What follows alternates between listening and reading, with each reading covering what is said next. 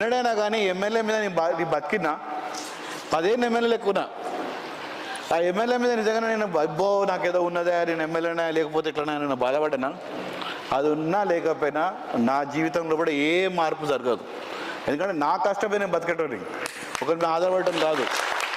ఎప్పుడైనా కట్ట బతికినా నేను ఎవరైనా కట్ట బతుకుతాం. మా నాన్నైనా మా పెద్దనాన్నైనా కానీ మా ఇంట్లో ఎవరైనా కానీ ఏదో పదవులు ఉన్నాయని చెప్పి ఏం ఆశించలేము మేము ఎక్కడ కూడా. మాజీ ప్రధానమంత్రి పివి నరసింహారావు మా ఇంట్లో నుంచి ఉన్నా కానీ మేము ఎన్నడూ ఆశించలేదు అట్లా ఇదేదో కావాలి మాకు అదేదో కావాలని చెప్పి ఎన్నడూ ఆశించలేదు. ఒక్కసారి గుర్తుపెట్టుకోవాలి అందరూ.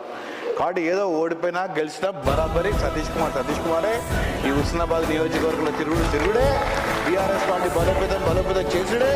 ఖచ్చితంగా రేపు జరగబోయే పార్లమెంట్ ఎన్నికల్లో కూడా మీ అందరి యొక్క అండదండలతో నాయకుల కార్యకర్తల అండదండలతో నిజాలు తీసుకొచ్చి చూపిస్తే ఛాలెంజ్ అని చెప్తాను.